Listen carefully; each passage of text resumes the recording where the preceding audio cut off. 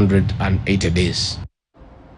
Tukiwa bado katika ukanda wa pwani, wavuvi wanaotarajiwa kunufaika na fedha za fidia ama pesa za fidia kutoka kwa serikali baada ya kuathirika na ujenzi wa bandari ya Lamu wametishia kuandaa mgomo iwapo halmashauri ya bandari nchini KPA haitatoa mwongozo kamili wa mpango wa fedha hizo. Haya yanajiri baada ya ripoti kusimamishwa kwa zoezi hilo na Tume ya Maadili na Kupambana na Ufisadi nchini kwa tuhuma za ufisadi wakati wa kuorodheshwa kwa majina ya wavuvi ambao wanaopaswa kupokea fedha hizo.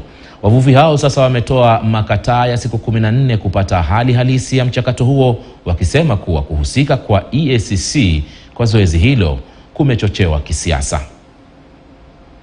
Kuna haki gani ya KPA kuzuia pesa?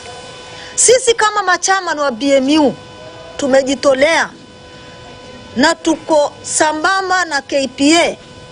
Kama hawatawachilia hii pesa siku 14, sisi tuko tayari kufanya maandamano na tuko tayari kupambana na wao, hata kama ni kotini, sisi tuko tayari. Sisi tunataka pesa zetu kwa akaunti zetu.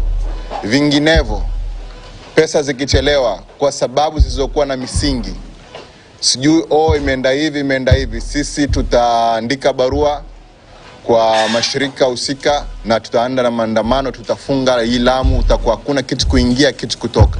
Alafu pia tunaona hii si mambo ya na EACC kwamba yeye hayamuhusu, ni kwamba tunajua kuna interest party wa viongozi wa county au wanasiasa wameingilia hapo bila kujua huu msimamo umeenda kivipi. Na kama wao wanafahamu vizuri, afadhali wangekuja kwetu wakatuuliza kama viongozi wa chairman kwamba hili zoezi limefikia vipi, mbona hao wanalalamika, na sisi ndio tuwapatie sababu, halafu sasa ndio waweze kusimamisha hili zoezi. La kushangaza, wakati wa kusainisha hizi agreement form ndio kidogo county government ilikaa kando, lakini sisi kama wahusika hatukujali kukaa kando kwake kwa sababu yeye ni interest party pale pahali. Na sisi mtu yote apenda katae, sisi ni product ya Lamu County. Aondoke ACC kwenye fitna ya siasa, kwa sababu hii ACC amewekwa kwenye fitna ya siasa. Leo pesa imestopishwa na watu pia wamestop.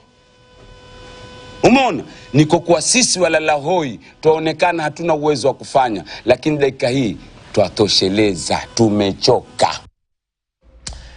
Kutoka kaunti ya Lamu tuelekee Busia ambako kamati ya